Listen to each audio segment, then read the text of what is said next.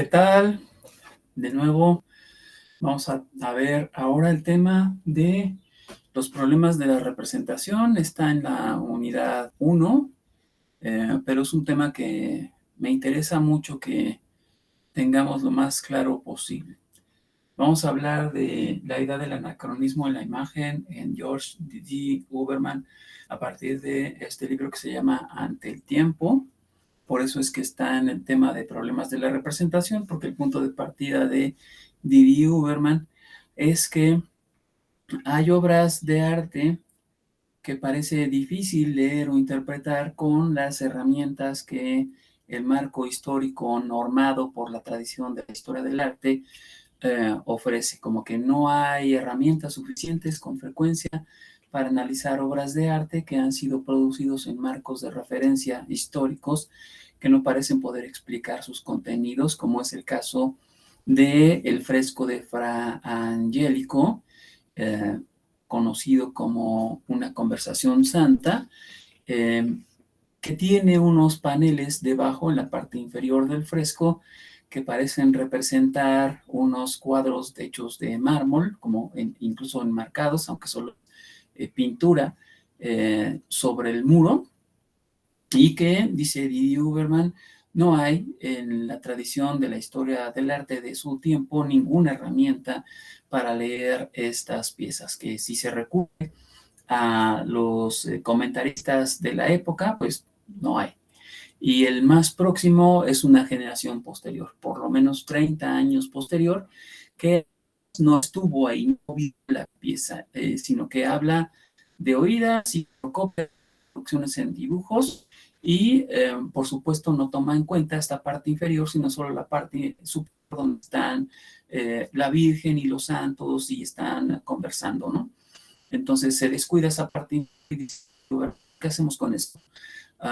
Hay varias maneras de leerlo, según la tradición, digamos, más academicista de estas piezas, según las cuales podrían ser un puro elemento decorativo, un adorno nada más, o se intentó simular la parte inferior de un altar, es decir, un retablo para que encima estuviera la imagen, o se presume que de alguna manera pudiera ser una alegoría o algún tipo de representación simbólica de cosas como el cielo, el universo, y por eso no es precisamente entonces un mármol, sino más bien algún tipo de representación de este aspecto divino, eh, lo que daría pues solamente lugar a distintas lecturas, todas asociadas con el marco religioso de la imagen arriba, ¿no? Y no hay manera pues de entender por sí mismas estas partes inferiores que piensa Didi Uberman, pues parece estar sobredeterminada respecto al tiempo, como él mismo lo señala, dentro de una dinámica de la memoria, es decir, de una forma específica de conservar el recuerdo, que es precisamente como la historia habría consignado información, por poca que ésta sea, sobre estos objetos o sobre esta praxis pictórica, porque ni siquiera estoy seguro si podría considerarse un objeto o un fresco, puesto que se ha colocado como un dibujo en la pared, ¿no? Frente a esto, dice Didi Uberman, parece que el anacronismo puede tener algunas ventajas, ¿no? Puede ayudar al anacronismo a comprender el contenido de la imagen, por más que esté forzando quizás la línea del tiempo. Lo primero que hace Uberman es subrayar que de todas maneras la línea del tiempo está forzada, que si los primeros comentarios están una generación después, no son simultáneos, no hay contemporaneidad, hay anacronismo. Y que si a eso le agregamos la manera como el historiador cuenta ese pasado, que no está en su presente, sino que está intentando revivir ese pasado, pues lo está forzando a que aparezca en el presente, hay anacronismo de todas maneras, ¿no? Es decir, es prácticamente inevitable tratar anacrónicamente con las imágenes, porque la única manera sería estar ahí delante del tema y del motivo cuando el artista lo está produciendo para decir que eres contemporáneo. Y eso no garantiza. ¿no? O sea, el que tú hayas visto cómo lo pintó no demuestra nada acerca de cuál puede ser el contenido de la obra. Y como hemos dicho en otras ocasiones, tú puedes estar delante de la obra y no entender nada, así que da lo mismo si la viste o no la viste, no eres testigo de prueba si no entiendes de arte, si no le hablas al artista, si le hablas y no le entiendes nada, si no sabes leer la imagen, etcétera, ¿de qué te sirve ser contemporáneo? Entonces, estar ahí delante de la obra no es ningún argumento para demostrar que se conocen los contenidos. Por eso es que no tiene tampoco ningún caso que el artista, perdón, que el historiador del arte se quiera poner estricto y nos quiera presentar las cosas tal como ocurrieron, porque ese tal como ocurrieron es el lugar desde donde él está viendo que no es ese pasado, sino otro tiempo y otro lugar. Por lo tanto, pues anacronismo, ¿no? Anacronismo por todas partes. No hay contemporaneidad o simultaneidad posible, al menos cuando se trata de la interpretación de las obras de arte, ¿no? Ahí parece que la lectura hegeliana está dominando, ¿no? En las lecciones de filosofía del derecho señala Hegel que el vuelo eh, el búho de Minerva levanta el vuelo al atardecer, y con ello quiere decir Hegel, la teoría, la filosofía, siempre habla post festum, o sea, ya que se llevó a cabo el evento, se puede teorizar sobre él, no antes, ¿no? Y en ese sentido, solo cuando se presenta la obra, cuando ya está ahí como obra, es que se puede hablar de ella, y por eso siempre habría anacronismo, ¿no? Hay varios tipos de configuraciones anacrónicas, ¿no?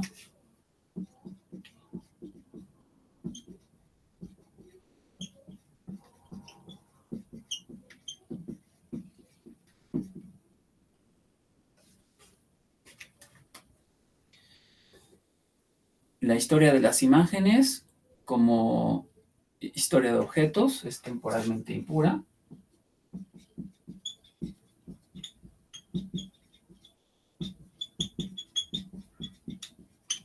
O sea, no es pasado puro, no es presente puro, no es futuro puro. Siempre hay algo en el contenido de la imagen que remite al pasado o que remite al futuro. Es decir, no podría determinarse cuál es el instante propio del presente de la obra, y por eso es siempre temporalmente impura, ¿no? Son objetos heterocrónicos,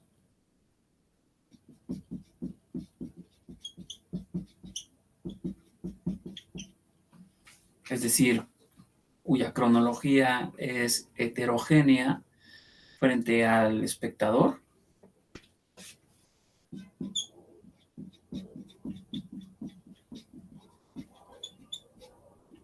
Lo acabo de subrayar, ¿no? No estamos ahí delante de la obra cuando ésta se ejecuta, y cuando hablemos de ella, ella ya está ahí. Es decir, lo que digamos sobre ella será después de que ella se presente, y por eso justamente habría este momento heterocrónico. El anacronismo tiene una serie de virtudes dialécticas.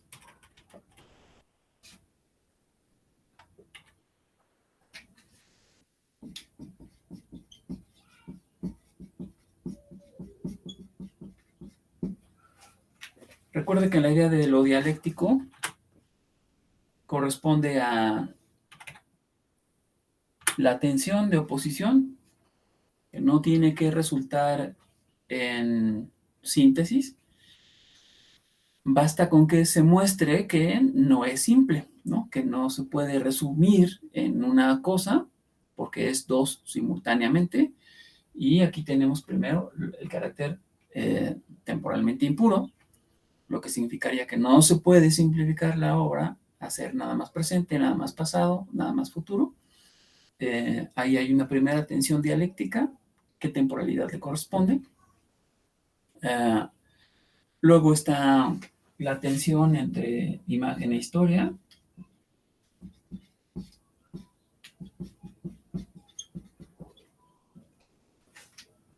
Digamos, pues, la temporalidad propia de la imagen frente a sus narrativas, ¿no? Sus narrativas son todas las formas de historizar la imagen que siempre serán algún tipo de anacronismos. Un regreso crítico de la imagen.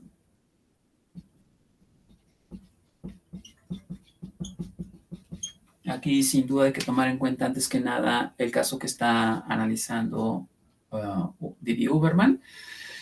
Hay un regreso crítico de la imagen de Fra Angelico, porque si un historiador quiere ahora, en el siglo XXI, ocuparse de esa parte inferior, tiene que recuperar ese pasado y entonces no encuentra sentidos ahí, tiene que trabajar pues anacrónicamente buscando ejemplos antes o después que sirvan para explicar ese presente. Ahí se da el momento de impureza y al mismo tiempo un anacronismo que puede tener un rendimiento hermenéutico, ¿no?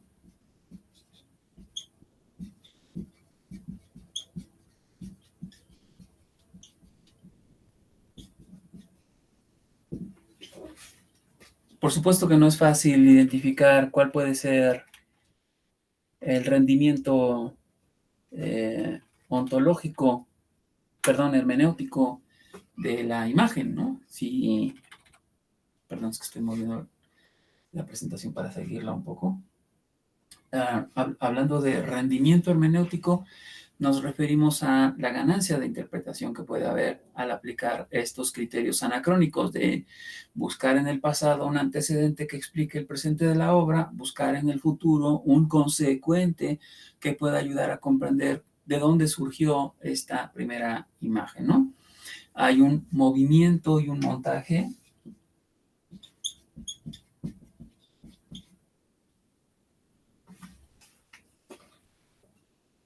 que es un avance o un retroceso en el tiempo que se le agrega a la imagen, ¿no? Eso también es muy importante. Es una virtud dialéctica, pues, el que pueda haber en el análisis anacrónico de las imágenes, montaje, yuxtaposición, cruce, eh, tensión dialéctica, choque, con obras del pasado, con obras del futuro, para decir, y no se parece en nada de esto y por eso está surgiendo acá algo nuevo, o se ve muy bien cómo está influyendo en esto que viene después, qué sé yo. O sea, los criterios con los cuales intentan explicar el origen de la imagen, que van para atrás o que van para adelante, ayudan a este rendimiento hermenéutico que por supuesto hay que aprender a usar, ¿no? No aplicar cualquier modelo interpretativo arbitrariamente. Tampoco hay una libertad creativa sin límites, ¿no? Tiene que, yo diría en principio, resultar verosímil la explicación de este carácter anacrónico y por eso se habla de que el anacronismo, esto ya no sería una virtud dialéctica, o bueno, sí, creo que podemos poner la diferencia entre ser, bueno, de ser fármaco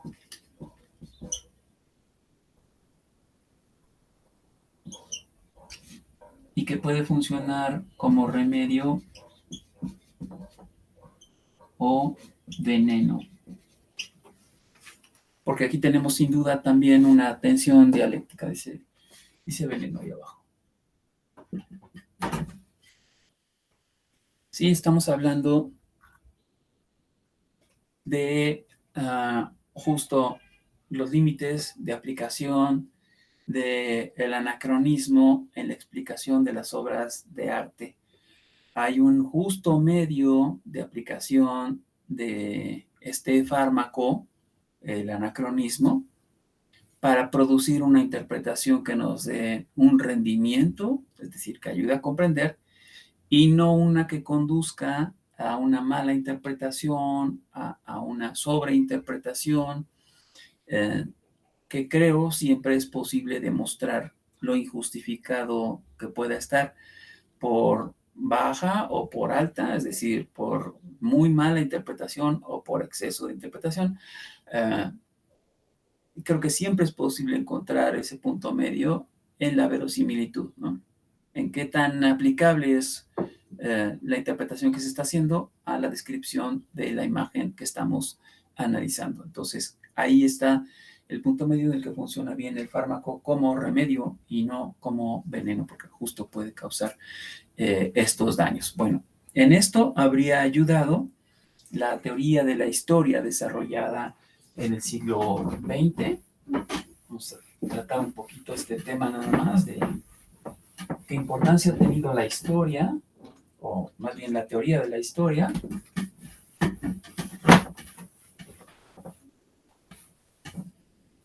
en beneficio del anacronismo. Tenemos la historia en Marlowe. Bueno, vamos a poner aquí anacronismo.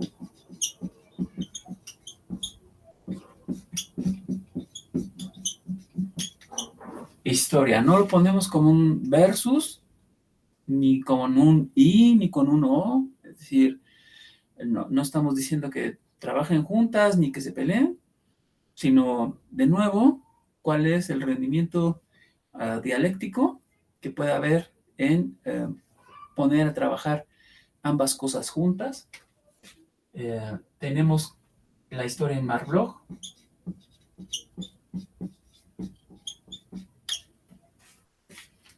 ¿De quién podemos extraer como idea básica? Es que hay una antropología del tiempo.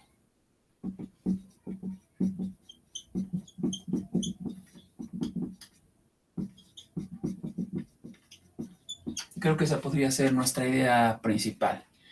Una antropología del tiempo significa que la concepción lineal del tiempo no es universal, por más que la ciencia natural pretenda convencer a todo el planeta de que la única manera de pensar el tiempo es como ellos la piensan, del presente hacia el pasado y que queda abierto al futuro.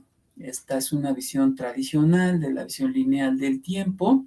El futuro es abierto y es promesa y no sé cuánta cosa. Ya verán ustedes que yo no creo en nada de eso. Pero en esta visión se presume pues que el tiempo corre en una sola dirección y en ese sentido el pasado es irrecuperable y el futuro no está.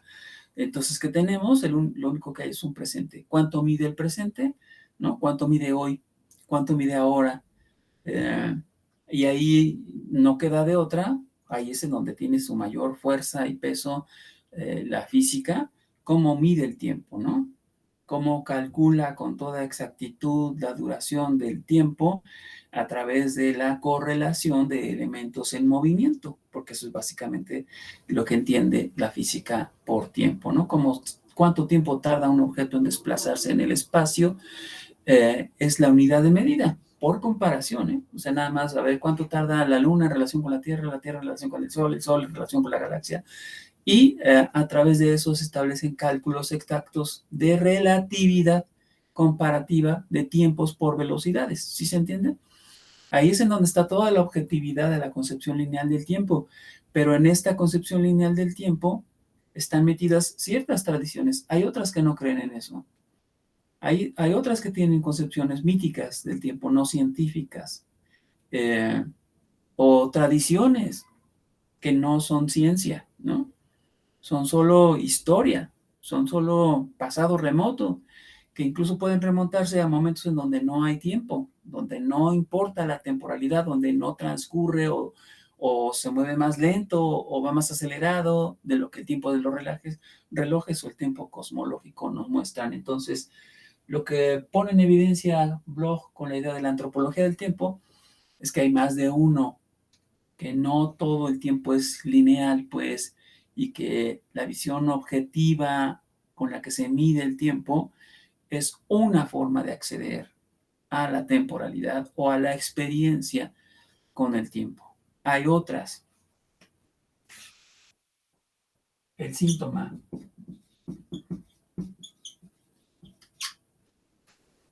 El síntoma es un problema con el que se encuentra constantemente el análisis histórico. Es una situación anómala.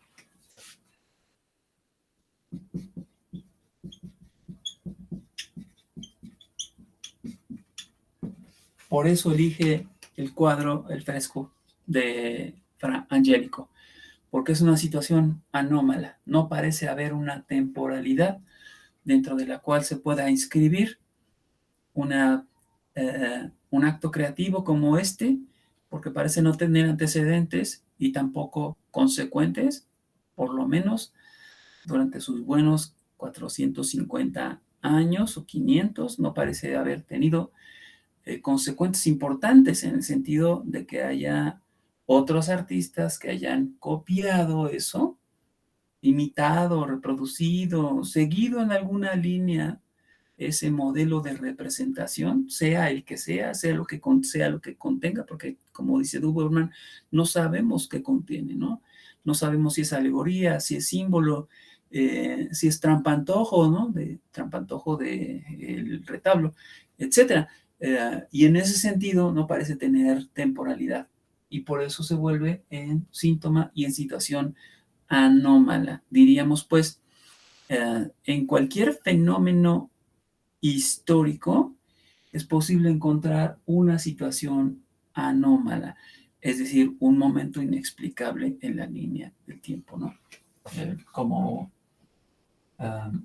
un momento crítico, así como se habla de las personas enfermas, ¿no? Este es un momento crítico, si sobrepasa ese momento, sobrevive, si no sobrepasa ese momento, se muere. Así diríamos también con la imagen, puede llegarle su momento crítico. Si es capaz de sobrevivir a ese momento crítico, entonces va a conformarse con mayor confianza y seguridad. Como se dice, ¿no? Lo que no te mata te hace más fuerte. También le pasa eso a la imagen, ¿no? Le pasó, por ejemplo, a la imagen de Cristo. Hubo un momento crítico con la polémica iconoclastas, iconodulios. Sobrevivió la imagen de Cristo a ese momento crítico y dominó, apareció en todas partes, ¿no? Ahora Dios se lo puede representar donde se les dé la gana, como se les dé la gana, se puede aparecer en las piedras, lo puede pintar un artista, lo puede pintar alguien sin formación, puede aparecer como sea y donde sea, porque ha superado ese momento crítico y se ha convertido en una imagen autónoma, una imagen de sí misma, en cierto sentido ahistórica, como resultado de esta situación anómala. Y creo que podría decirse que eso ha pasado con muchas otras imágenes, ¿no? La Mona Lisa de Leonardo da Vinci, una obra muerta durante sus buenos 350 años, y de pronto revive primero como zombie y ahora como santa, ¿no? Como una imagen de culto. ¿Sí se entiende? O sea, él ha trascendido pues ese momento crítico que fue un síntoma, o sea, era un síntoma de una crisis cultural. Cuando la pieza desapareció, diría yo que sería un buen momento, porque entonces uno se pregunta, bueno, ¿y esa pieza qué? ¿A quién le importa? ¿De qué trataba o qué era? Cosa que no se habrían preguntado si la pieza que hubiera desaparecido fuera Napoleón cruzando los Alpes o la balsa de la Medusa, ¿no? No lo digo por el tamaño, lo digo por cómo está construida históricamente como símbolo cultural, reconocido por todo el mundo, de manera que nadie se hace preguntas de ese tipo. Bueno, de quién era y de qué trataba y qué hacía ahí. Nadie se hace esas preguntas porque siguen vigentes, están muy vivas, pues no han muerto. Cuando una obra de arte ha muerto, puede ser revivida por un historiador, por un intérprete, por un crítico que ha encontrado el momento crítico, es decir, cuando era un síntoma de algo y que fue lo que hizo que esa obra perdiera todo su valor, o sea, que muriera. Y después es revivida, ¿no? Por eso también va a hablar precisamente Uberman de los fantasmas. Se va a aprovechar de esta noción de Avi Barbour, de la supervivencia de las imágenes, pero subrayando el carácter fantasmático de esta sobrevivencia. Las imágenes sobreviven a su propia muerte, pero esta sobrevivencia los convierte en fantasmas, deambulando por ahí. Todavía tienen algún tipo de consistencia ectoplásmica, ¿no? Y creo que nunca mejor dicho el carácter ectoplásmico de las obras de arte que justo con esta su sobrevivencia como zombies. Y entonces, pues, resulta necesario hacer una historia de los anacronismos.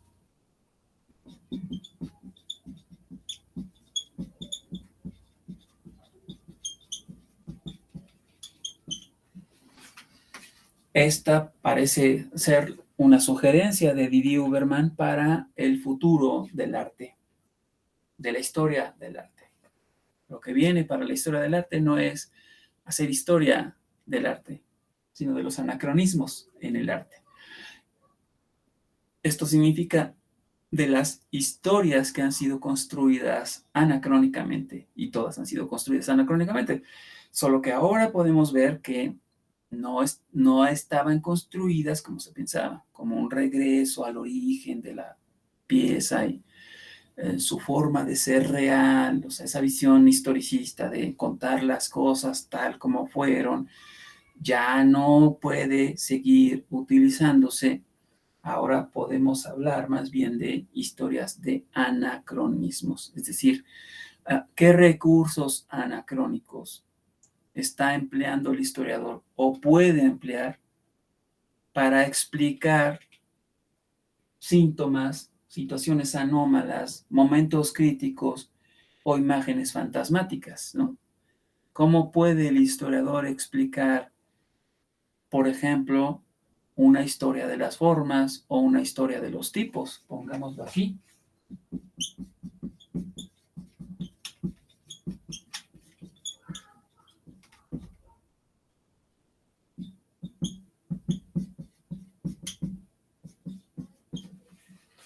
Historia de las formas plásticas, historia de los tipos iconográficos, ¿sí?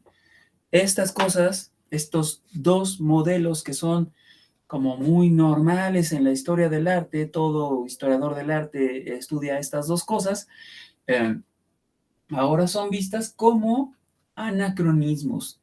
¿Por qué? Porque no podemos decir que sea la misma forma la que se presenta en la retícula de la arquitectura renacentista y la retícula del paisaje en el siglo XVIII. Pero se presume que se puede seguir usando la retícula, ¿no? O sea, cuadricular, el espacio bidimensional de la superficie del lienzo, pero ha cambiado los criterios de composición, ¿no? Ahora pueden aparecer, digo, comparando la arquitectura renacentista con el paisaje del siglo XVIII.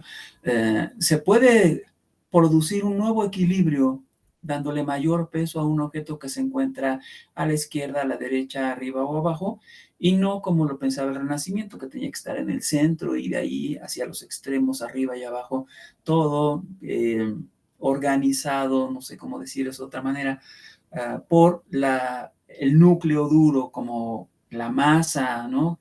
De atracción de todos los elementos, mientras que en el paisaje del siglo XVIII y del siglo XIX, esa masa que contiene toda la energía que atrae y que ordena, puede estar en el extremo, abajo, etcétera, ¿no? Puede moverse en el espacio, es mucho más plástico, por supuesto, que la visión renacentista, que es muy rígida en ese sentido, ¿no? Todo con dirección al centro.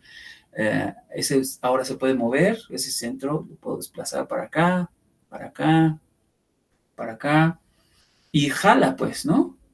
Cuando yo desplace el centro de atención de la imagen hacia arriba, todo esto va a tender hacia arriba. Y lo mismo si hago para abajo, etcétera, ¿no? Lo que importa es que se entienda que en estas diferencias la historia de las formas debe reconocer que no se transmite un principio formal de manera fiel, absolutamente fiel, de una generación a otra. Aunque se conciba todavía que hay una especie de centro gravitacional, ¿no? En el arte renacentista, el centro gravitacional está en el centro de la imagen. En el siglo XVIII, en el siglo XIX, el centro gravitacional se mueve a los extremos, pero sigue siendo centro gravitacional, ¿no? Ahí es en donde podemos decir, hay una historia de las formas, sí, pero no es igual, ¿no? O sea, hay una variación cuando ya se ha reconocido el carácter plástico de la superficie pictórica. Acá es rígido en el Renacimiento, es cuadrícula. Acá es plástico, justo todo se jala y todo se mueve según se mueve el centro de gravedad, ¿no? Y ahí Malevich sin duda es el mejor ejemplo, ya lo veremos después. Bueno, en ese caso pues tenemos historias de las formas o historias de los tipos que son transmisiones de detalles técnicos, compositivos, estilísticos, formales, conceptuales, etcétera, pero que no se transmiten exactamente igual de generación en generación. Y por eso podemos decir que son anacrónicos, porque no son idénticos, hay variaciones. Y pretender explicarlos como si fuera ascendencia o descendencia, presumiría que hay una especie de concordancia temporal, ¿no? Esto es lo que estamos negando. Bueno, el otro ejemplo, perdón, el otro teórico de la historia que debemos tomar en cuenta es Roger Chartier.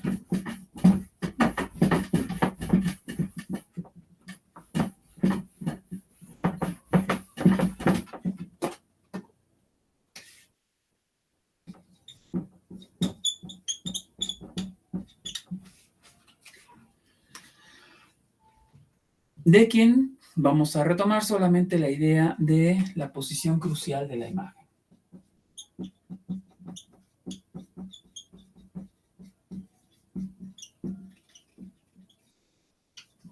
También Chartier es un historiador y a él lo que le interesa, hablando de la posición crucial, es precisamente el concepto de representación.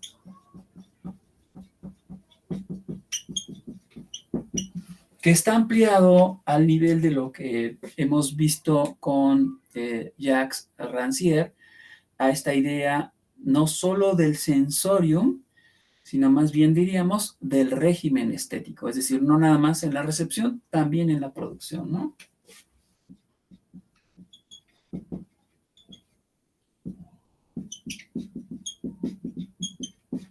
Quiero ponerlo ahí para que se entienda que el concepto de representación en Chartier corresponde a el régimen estético, es decir, a toda una estrategia de construcción de lo visual.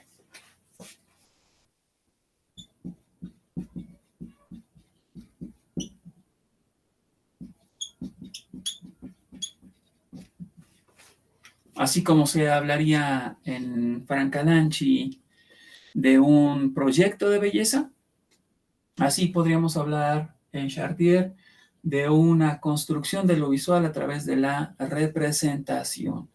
La representación es pues más que solo la imagen, es la imagen con su marco, ¿no?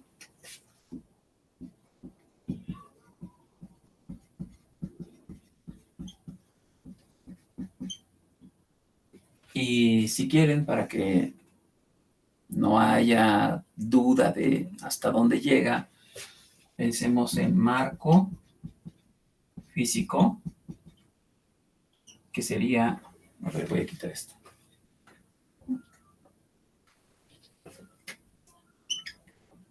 Espacio. Marco histórico.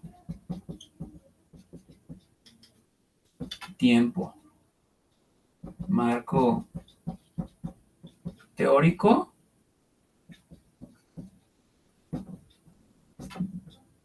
O conceptual.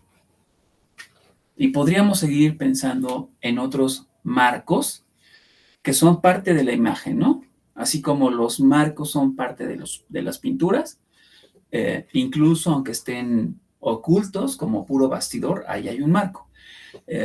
Lo que pasa es que es una estrategia retórica para esconder el carácter material de la obra de arte, ¿no? O sea, ya no parece separada del entorno, del lugar donde se coloca la obra de arte, si en lugar de tener un marco, tiene solo un bastidor, ¿no?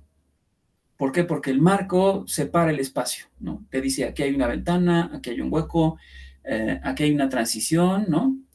Mientras que sin marco, con el puro bastidor, parece que fluye en el espacio donde ha sido colocada. Es una estrategia retórica para presumir que entre el espacio del contenido de la obra, lo que hay adentro, y el espacio de afuera de la obra, la transición es fluida, ¿no? Mientras que cuando coloco un marco, cuanto más ostentoso y marcado el marco, más se rompe con la linealidad o el flujo del espacio-tiempo, ¿no? Lo está cortando la imagen. Sin marco no lo corta, sino que al contrario parece que la imagen se inscribe ahí. Todas esas son estrategias de la imagen con su representación. Son estrategias para hacer aparecer la narrativa en medio de otras narrativas. Por eso es aplicable primero en la historia y luego en la interpretación del arte, ¿no? Porque en historia se diría precisamente que lo que hacemos es narrar una escena, un acontecimiento, un evento histórico, colocándolo en un marco. La cultura francesa, la revolución, la lucha de clases, uh, la política del Estado en tal periodo, la, la, la revuelta social, siempre en un marco histórico, ¿no? No nada más decir, esto pasó, sino venía pasando esto hasta que llegó a este punto y luego comenzó a ocurrir aquello, como si estuviera diciendo, aquí está el marco y afuera y adentro, o antes y después, ¿no? Es una estrategia también reconocida por Chartier como parte de la historia. Bueno, ya casi termino. Espérenme un momento.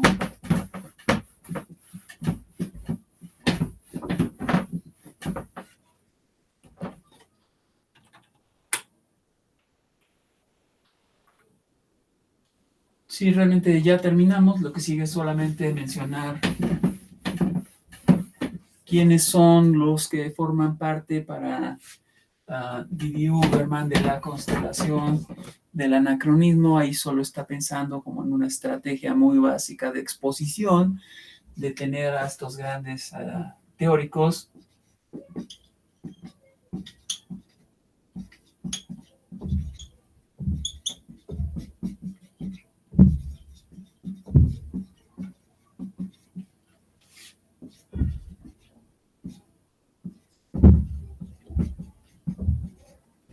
los voy a poner así para que se pueda ver que podemos hacer relaciones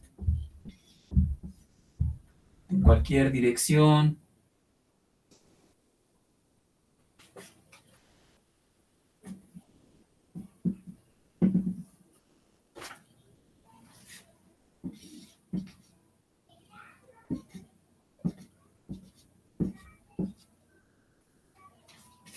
Para que se entienda por qué funciona como una constelación. Puedo presumir que están correlacionados de alguna manera, pensando, por ejemplo, en la imagen dialéctica de Walter Benjamin, que serviría para conectar con las culturas no occidentales en Carl Einstein. La imagen de las culturas no occidentales estudia básicamente el arte africano en Carl Einstein, como que quién sabe cómo, pero se transmitió una historia de los tipos tal como la presentaría Avi Barbour a partir de las imágenes, ¿no? De las semejanzas de las imágenes, de las analogías que le permiten construir a Avi Barbour un atlas, y el atlas puede ser precisamente de nuevo una constelación. Bueno, ahí termina el tema de George D. Huberman.